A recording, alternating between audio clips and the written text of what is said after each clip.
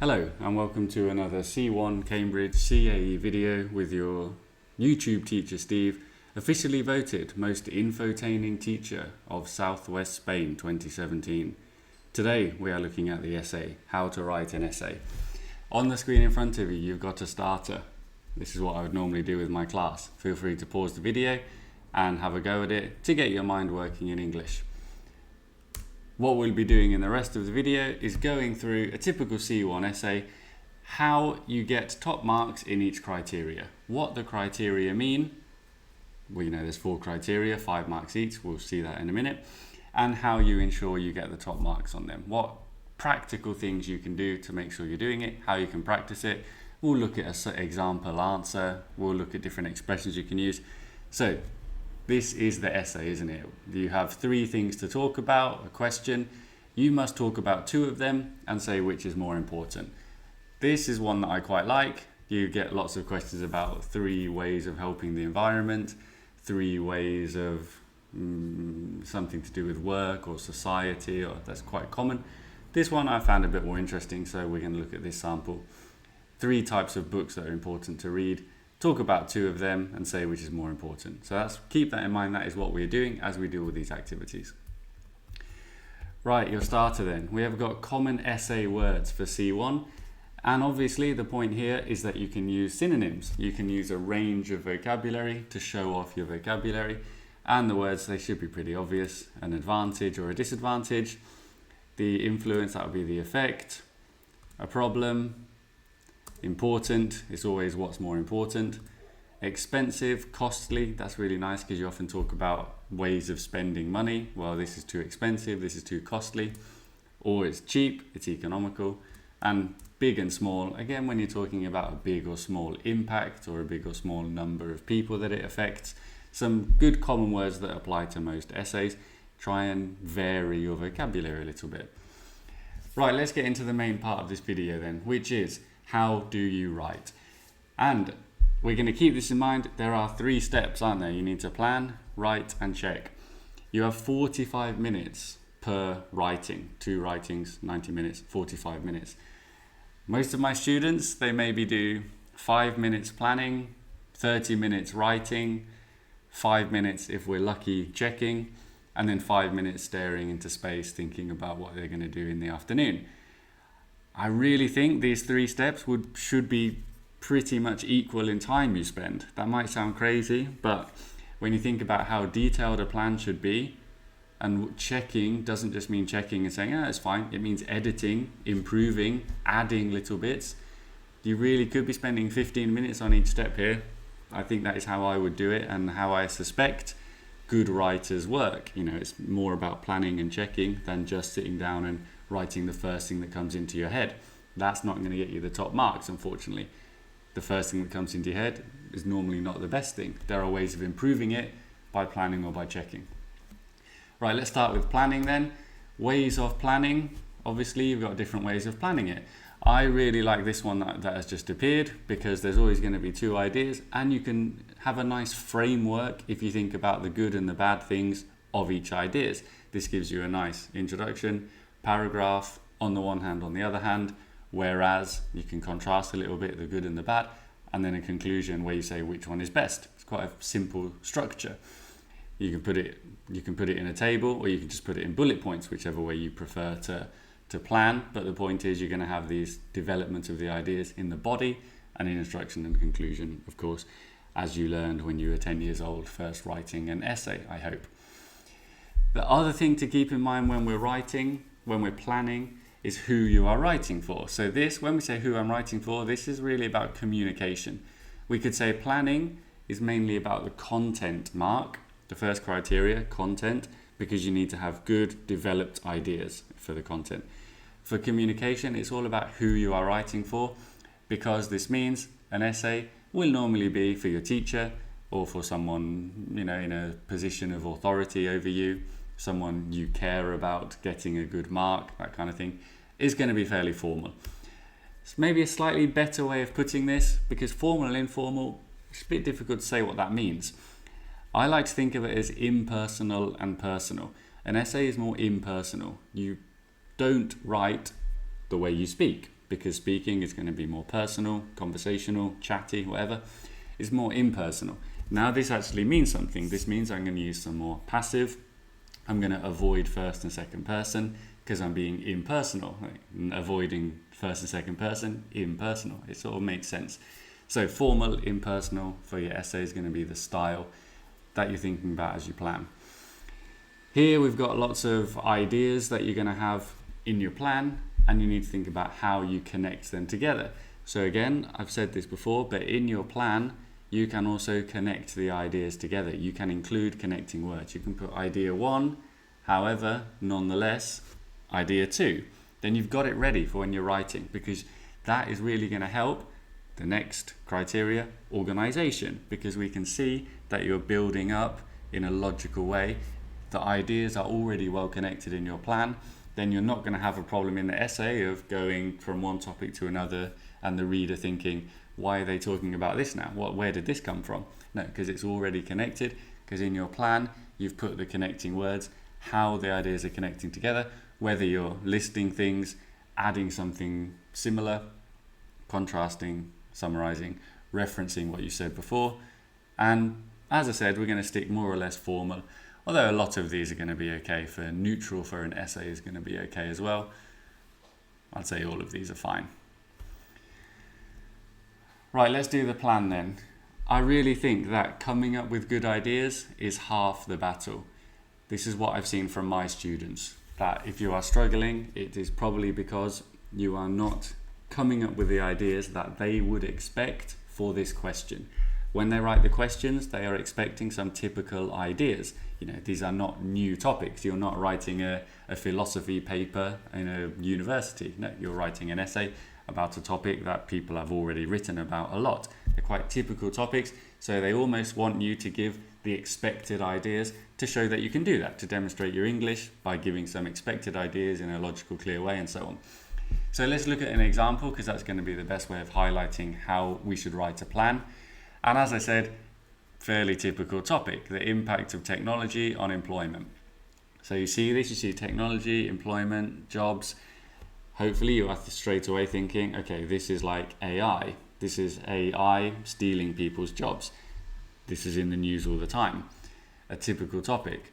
You should be familiar with it if you are paying attention to the world around you, if you are, talking with people, reading news. You cannot miss this kind of topic. What we need to do then is think about what we're going to talk about. We need to choose 2 of the points. The first one, fewer jobs. I'm not sure about this. This is where it gets a bit personal, but I'm not sure there'll be fewer jobs. I think it's more likely there'll be different jobs, but I think people are not just going to live in the matrix, plug it in. They're going to do things. We're going to call them jobs. So I'm getting rid of number 1. The second one, interesting work. Well, I think the obvious idea that they're expecting is that technology can do boring tasks, can't it? Like factory work, it already does. Computer work, automated stuff, simple, repetitive. My idea, and this is where it can get a bit complicated, but this is just my idea. The wealth is still created, okay? Following this argument, you are still making things. We are still growing food and making cars and doing everything because the technology is doing it. So the product is still there. So all we're doing really is freeing people up to work in more stimulating jobs. There's still food, there's still wealth, there's still money. So people can just work in different jobs. That's my idea, which I'll try to explain. Then I would obviously talk about point 3. Similarly, following on, because I think these are fairly connected. So I'm putting my connecting words in. They're connected ideas, they're similar, it's a follow-on point. The increase in technology means workers have to be adaptable to learn new skills. How do I explain this? How do I make this clear? I give examples. You need to improve your skills because technology is going to be doing the simple jobs, like I said in point 2. But we still need people to do them. For example, we still have doctors, but they can use AI to diagnose illnesses. This is something I heard about on some podcast or something. Estate agents use VR to show houses. You look at any house on the internet now, and normally you have the option of the VR tour. Or a teacher setting up their own website to offer private classes. Contact me if you're interested. A teacher still is going to work even with new technology. Then as a conclusion, I'd say point 3 is the most important one, because this is what will shape the workforce. This is what's going to really shape how we are working, and the question is about the impact on employment. So I think this one's the most important. So that's my plan, and you can see it's a pretty detailed plan, as I think a plan should be. And I've really thought about what these ideas mean. This took me 5 or 10 minutes, and I'm an English teacher. So it should be taking you 5 or 10 minutes, maybe even more, to get a good, clear plan that is relevant to this topic, that is detailed, that is giving examples, that is including some relevant vocabulary. All these things take time to think of, but that's fine. You have got time in the writing to plan something. Okay, then we move on to the writing. This is where I've decided to show you the criteria, because this is going to obviously inform how you write it. You're setting yourself up for success with a good plan, then you need to actually write it. And this means things like using the language, complex, varied grammar and vocabulary, and ambitious. So try and say some impressive things. You won't normally get a 4 or a 5 without some things where it's like, wow, where did they hear that? I don't think they learned that in their typical English class. They must have been reading something, watching something. That's the kind of ambitious vocab that as a teacher, when I'm correcting exams, that's what I'm looking for. Organisation, we said before, this should come in your plan, paragraphing, logical or linked.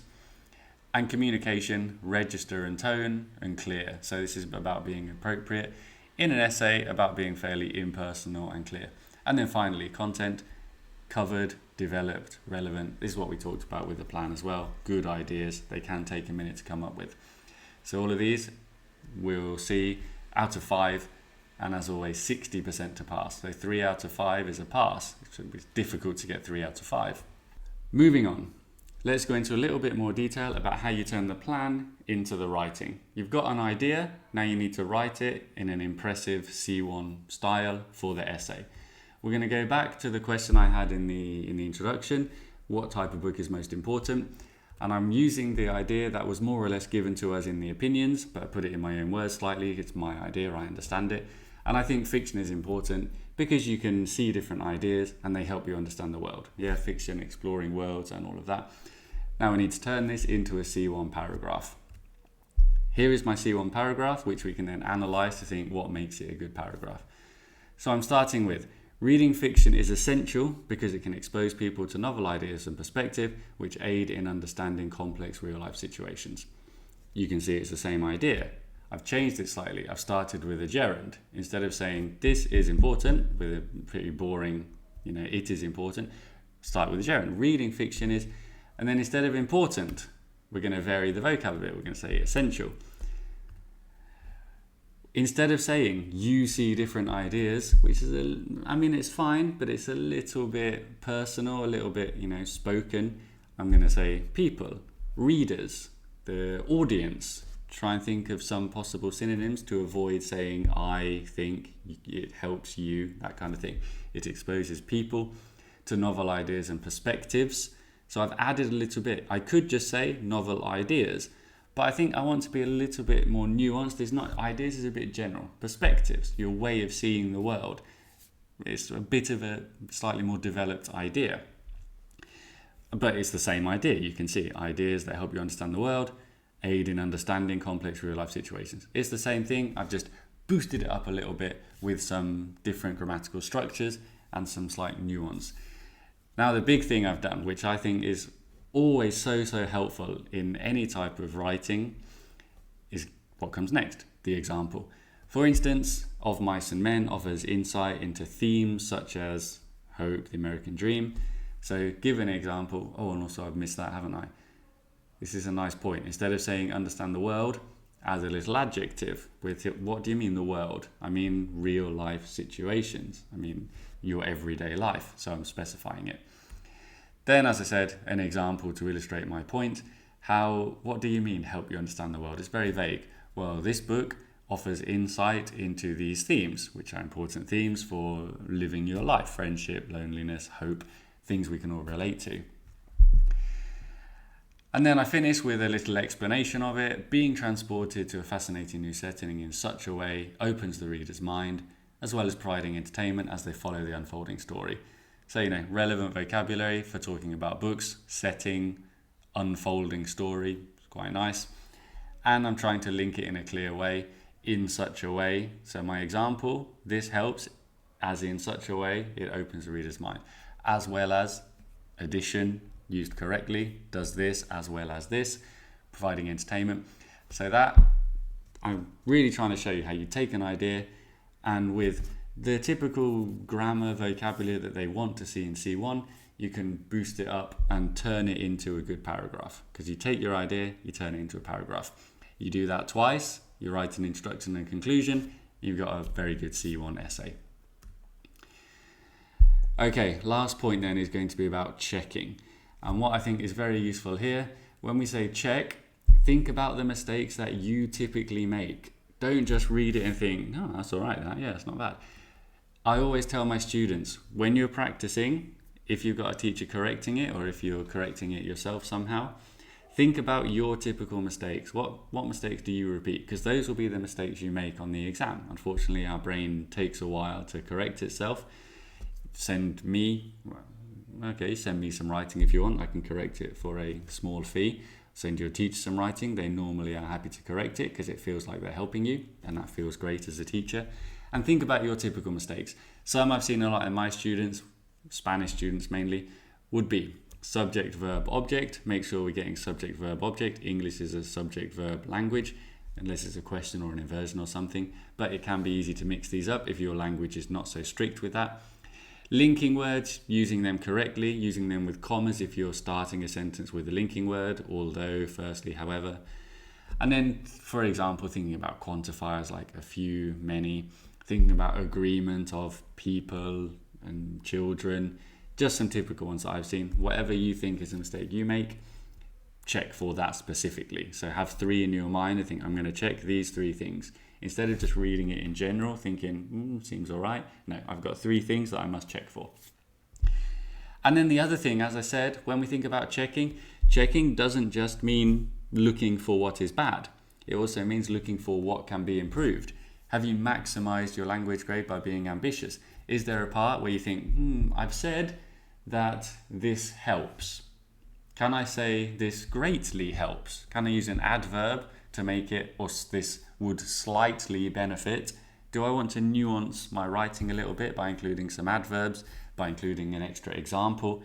If you have got 15 words left, add a sentence. Yeah, you must use all 260 words. In fact, you can write more. There is no penalization for writing more if everything you write is relevant. The only penalization is if you start writing things that are not relevant to the question. So don't worry too much about the word limit if you are being relevant to the question. Okay, so that's the 3-step process. Let's look at another example. Let's look at a question. Let's look at an answer to see how we apply it all. In this one, we've got another typical one. Your school has got some money. How should you spend the money? 3 options, opinions. Write about 2 of them. Say which one is the best.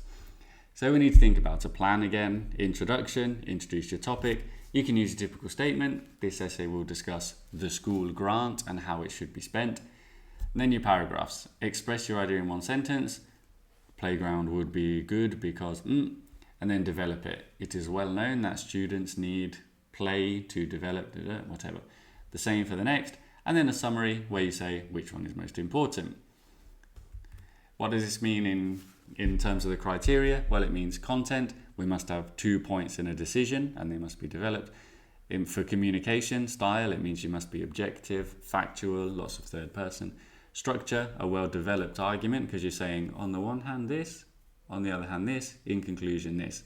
It's the old dialectical, isn't it? And then finally, a language. If you can have some related vocab too, grants, school, education, facilities, that kind of thing, it would be great. And some ambitious points that you can try to include as well. So we're going to look at an example that I think is very good, and we're going to answer some questions about it. So the example is how to spend the grant from the local authority. I'll let you read it. Pause the video, read it, and then if you want, answer the questions, because that's your next activity. I would say as we answer the questions, think about what arguments, what does the introduction do, which should be an easy question. Arguments for the playground, arguments for libraries, the conclusion, linking words, and then any ambitious vocab that we talked about. And in a second, I'll show you what I think. I'll put this in the description as always, in case it's easier to copy and paste, put on a handout and so on.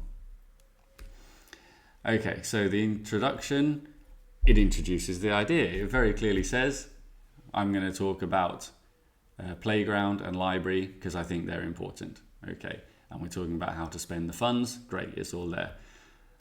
Arguments for the playground, well, we can see in green, children learn through play.